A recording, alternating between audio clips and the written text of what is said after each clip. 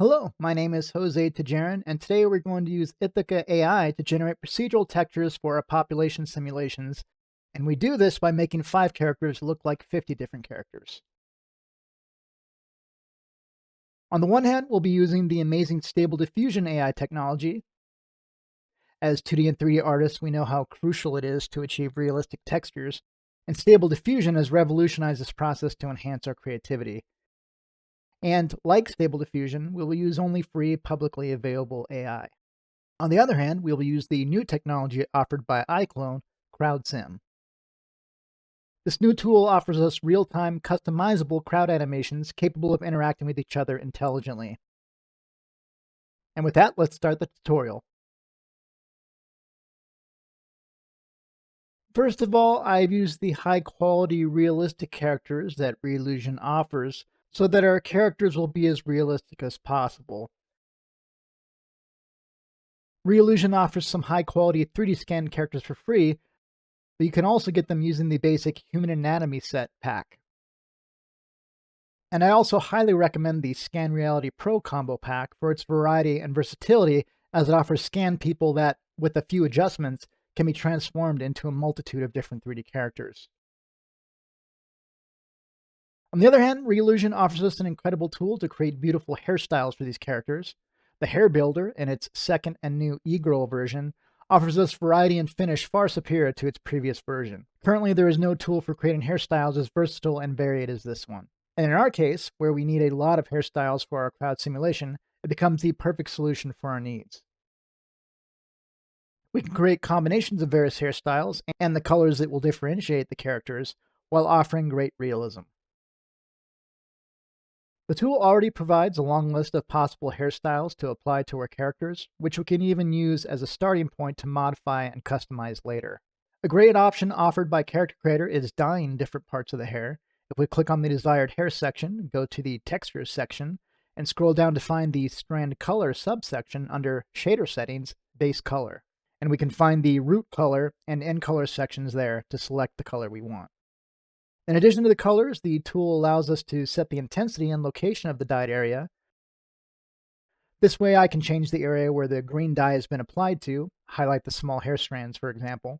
This customization allows us to enhance the appearance of our characters, giving them a more modern and fresh look.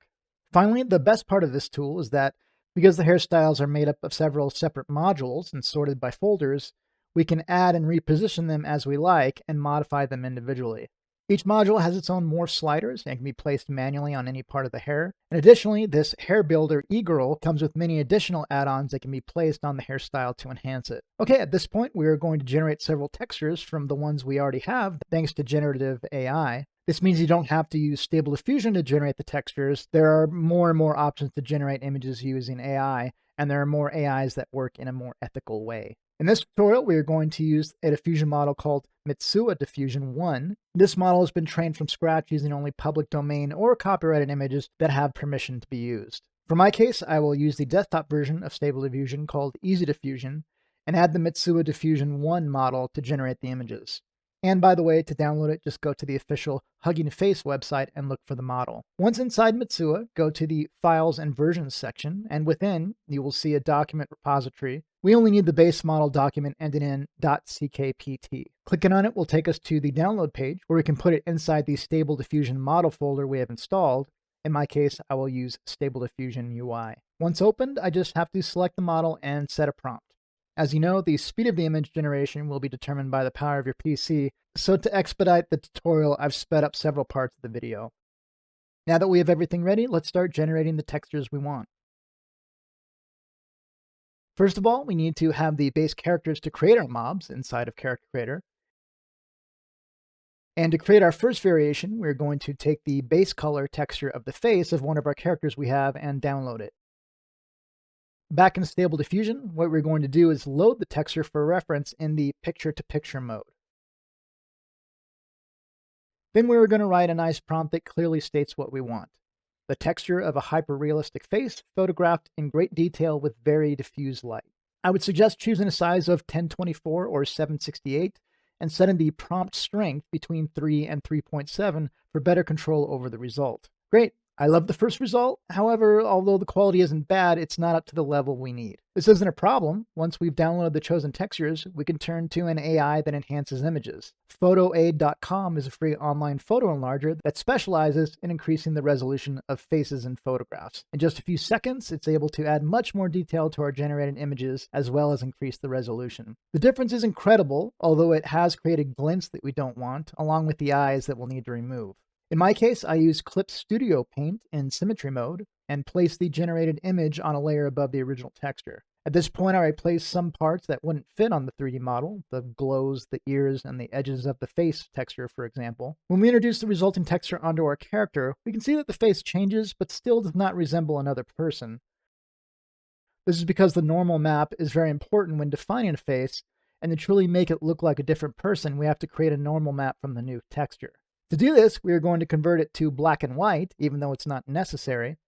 And now we're going to apply a contrast that emphasizes the wrinkles of the face in a darker tone, while the rest of the face is closer to white. After saving this depth texture, we can go to the Smart Norm Map 2.0 page and upload it there for free. Instantly, it will make the conversion and offer us the normal texture, but we can also adjust parameters such as bias or blur. When applied, the character looks completely different. We could further adjust the character by creating a custom glow layer, but I don't really recommend it as it's hardly noticeable. As you can see in the pose, we haven't modified it in Maya. This is truly a fantastic and fast method to create new characters for crowds.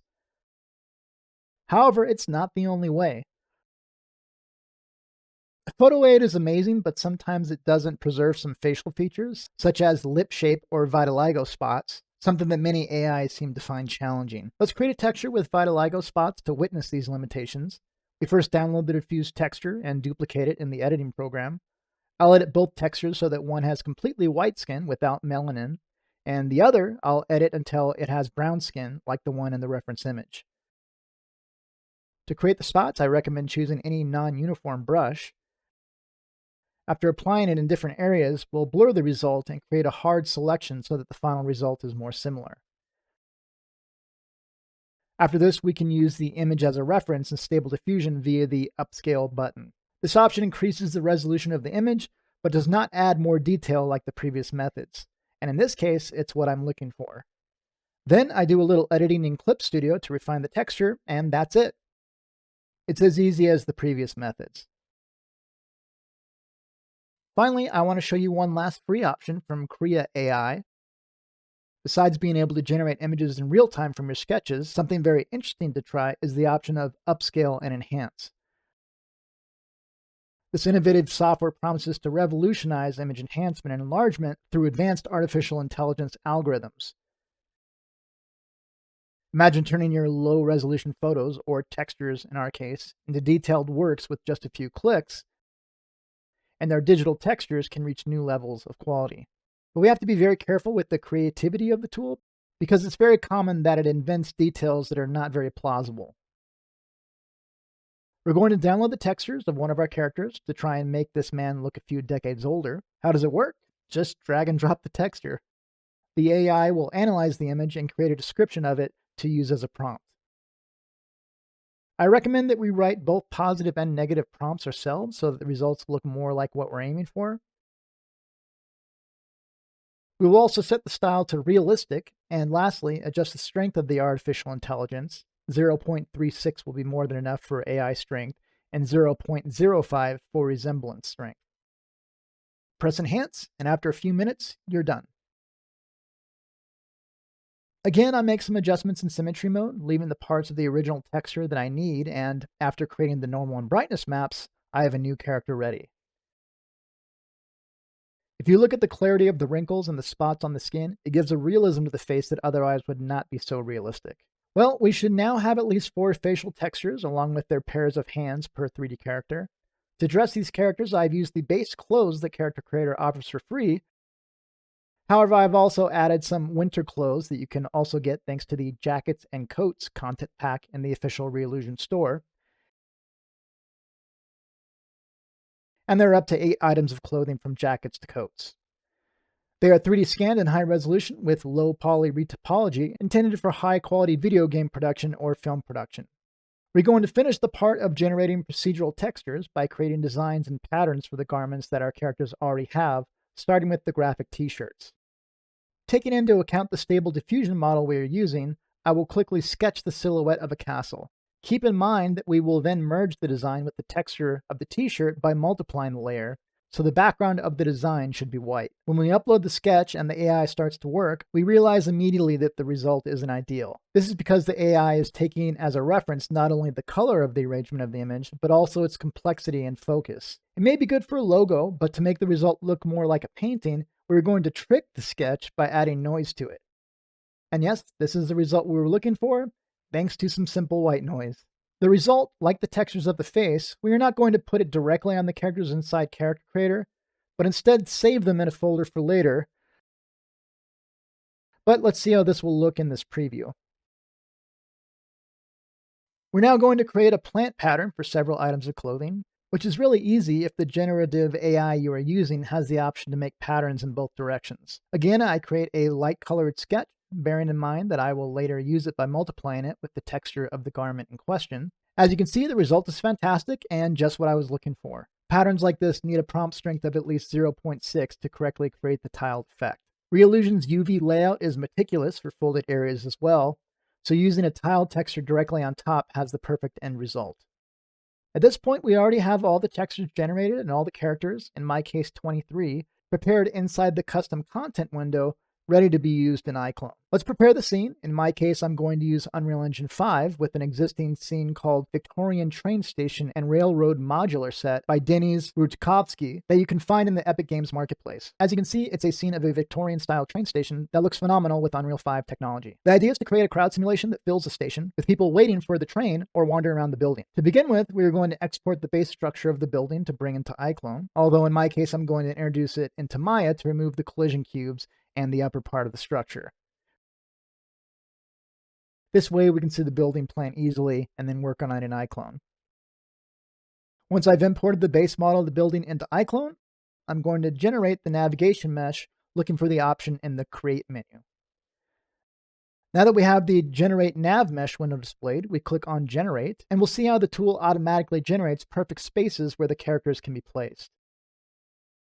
It works really great, but if there's any space, like the top of walls, where it also generates a navigation space, we don't have to worry about it. I'll immediately go back to the Create menu and open the Path tool. At this point, a window will pop up indicating that we have entered the editing mode of the path. We can start clicking on the surface of the model to create the points that will be joined to create the path that the characters must follow. Once the routes have been created, we can edit the points that make up the route to adjust or delete as needed. But before putting the characters that will walk along our routes, it's advisable to place the characters that will stay in the same place. This is so that when iClone finally calculates where they should walk, they can avoid the rest of the characters. For this, we have the Actor Group package in which we can find animations. Inside, several characters interact with each other at the same time. And I'm going to place one of these animations in an empty area, and it will place randomized characters instantly. If we edit them, we can easily replace them with our own characters by dragging them from the custom content menu to the position we want them to occupy. In this particular case, I'm going to place the same character 3 times so that once in Unreal 5, I can show you how randomizing the texture really creates several characters out of just one. After this, I'm going to put more of these animations all over the station, making sure to fill in all the gaps and benches to give the impression that the station is quite full. And my advice in these cases is to place the characters intelligently on the stage, that is, place them in places where a person would normally stand without obstructing other people. Being a train station, one of the main crowds of people will be those waiting for the train along the platform. And for this, the new iClone technology offers us the possibility to use the Generate Crowd tool. Once the menu is displayed, we can click on the Create Volume button, and this will place an area on our pointer with a size that can be defined. The program will then procedurally place the position that the characters will occupy. This is indicated by those circles with an arrow indicating the direction in which they will be facing. We can change the direction in which the characters are looking and their numbers. Something very useful if we want a semi-empty station or a station full to the brim. Next, we must add all the characters we have created into the actor pool list by selecting them from the custom characters and dragging them into the window. Then we do the same by selecting the movements we want the characters in this area to have. Thanks to Reallusion's Station Terminal motion pack, I can select a multitude of animations for this and other situations within the train station that give a fantastic outcome. Once we have everything ready, we can click on the Display Actors button to place the actors, and as you can see, the result is superb and has saved us hours of character placement and animations. After this, I have continued placing characters all over the station. Above all, I have spent time distributing the characters around the station seats and in other nooks and crannies that cannot be reached by characters within the route we have created. I've also created several groups of people socializing with each other to give a more lively feel to the place, which will look really cool. Right now, though, characters walking in the navigation area can pass through other static characters. To avoid this, we can click on the Nav Mesh, and in the Modify menu, click on the Create Barrier Volume tool. As you can see, this barrier should be placed in such a way that it covers all the characters that we want to be dodged. When you have finished placing it, click on the Regenerate Nav Mesh button in the toolbar, and you will see that the barrier will automatically cut its spaces from the total navigation area. Now let's move on to the most incredible advancement in this new iClone tool. Go back to the Scatter menu and again select Generate Crowd. This time in the pop-up window, we will change the Create Volume selection and select Pick Object. By doing so, a button with the same name will appear. Once we click on it, we will be able to select the path we want our characters to follow in an intelligent way. And as you can see, the indicators that represent the characters that will be generated appear again, and we can change their number, the space between them, and in this case, the direction in which they will walk. For the best results, we'll use the movements of the Pedestrian Actions package of MD, and in my demonstration, we will select all the available walking movements. To do this, we have to change the mode from Motion to IMD. Then I'll make the desired adjustments to the behavior of the characters through the Action Settings menu and click on Deploy Actors. As soon as all the characters have been generated, we can go to the top bar and click on the Start MD button for the magic to happen. Immediately, we can see how the characters not only perform the animations we have assigned them, but they also move intelligently, even when there are many pedestrians. Thanks to this new technology, the characters can understand the path and follow it in a natural way. They can predict obstacles, and they can realistically avoid them. Notice especially how the characters adapt to the terrain and walk through it in a coherent way. With this tool, we no longer have to animate each character separately, nor do we have to be careful that their animations don't collide. Great, now let's move on to the final step. We're going to import our characters in groups into Unreal 5. For this, we're going to use the latest LiveLink iteration. Above all, we are interested in the increase in speed at which the characters are exported to Unreal, ideal when we have so many characters with so much quality and with textures in 4K. Let's start with this group of people in a waiting queue. We open the Unreal LiveLink window and select the options in the Transfer window, Scene, Include Motion, Range, and in case we want to render a video, we activate Bake All Animations to Sequencer. In addition to this, it's important to go to the Settings menu to activate the Exclude Morph Targets option. With this and the elimination of hidden polygons, we will improve the performance by miles. Finally, remember to activate LiveLink in Unreal so that everything goes smoothly, and now click on Transfer Files. And in a short time, the characters are already in our scene with materials along with animations. This is currently one of the fastest methods to get high-quality rendered video with our characters. However, this is not the end of our tutorial. We're also going to implement procedural textures to beautify our crowd simulations. Remember the group of the 3 identical men I placed in the corner? Let's use them to see how these materials work. Once we have imported them, let's start with the simplest of the materials with a random factor. We're going to randomize the color of the texture of the denim jacket of the character.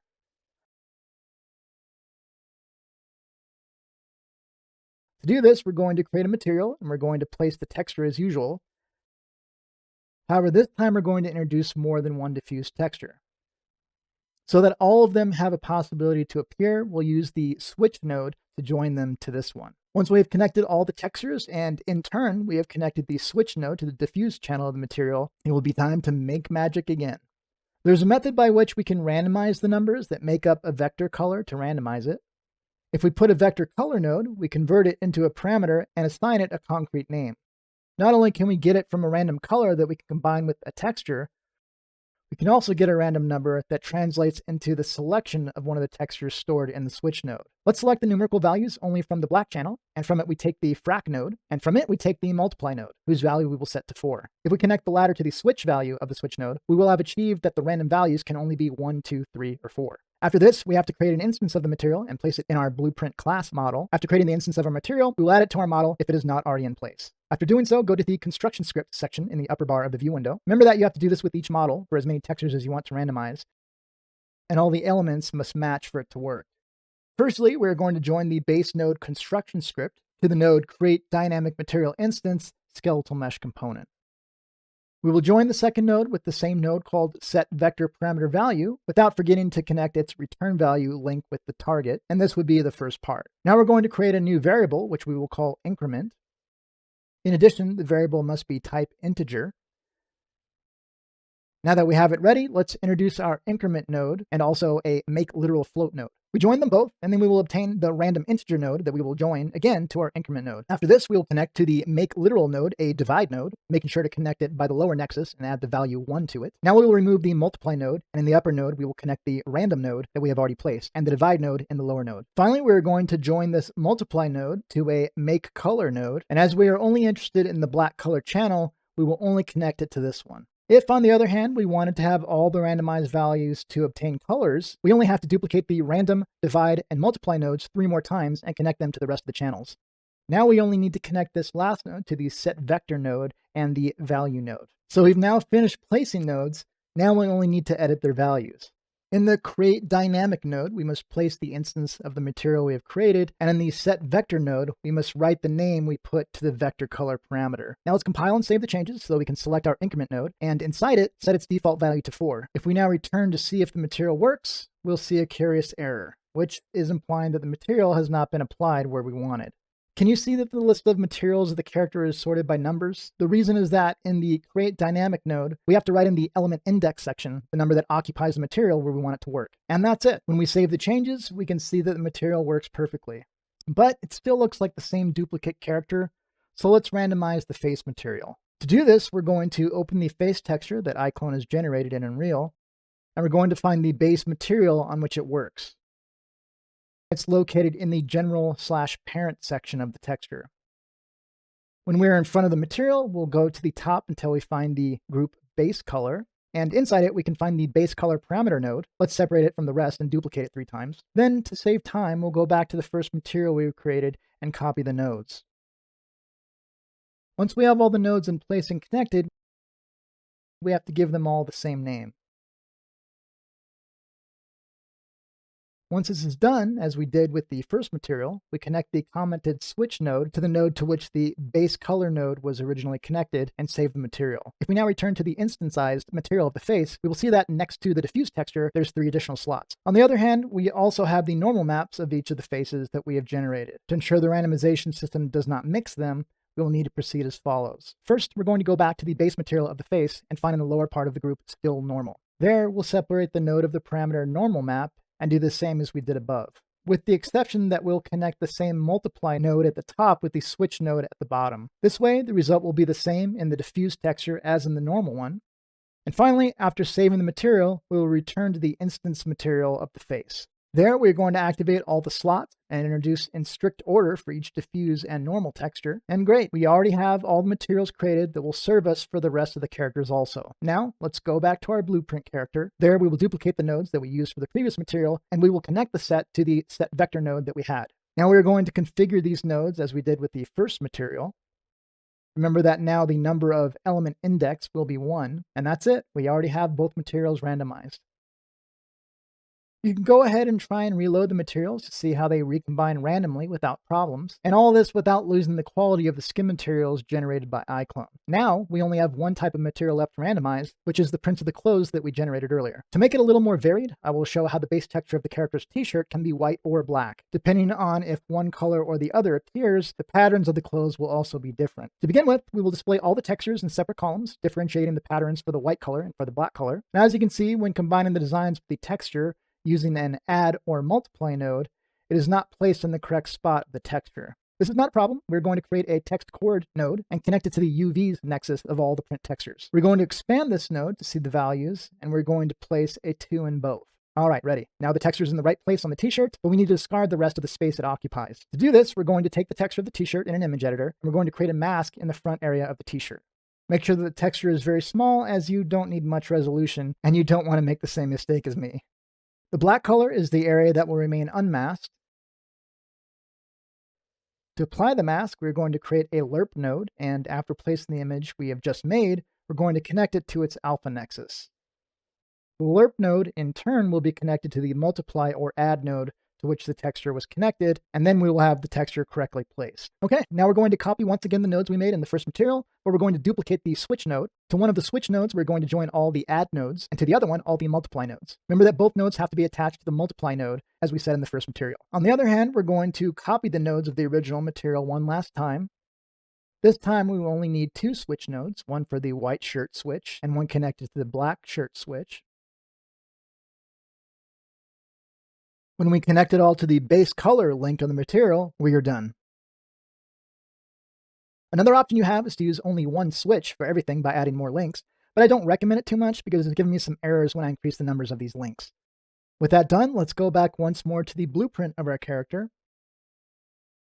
This time we're going to copy the nodes we created the first time by 2 to randomize the color and print of the t-shirt. After connecting all the node groups and editing their parameters correctly, we are done with this last element. As you can see, the result is magnificent. Even though they are the same character, in 3D they look like different characters. And that was just a demonstration. You can go much further by randomizing their hair color, adding more pattern designs, randomizing the color of the clothes, or even showing or hiding some clothing accessories.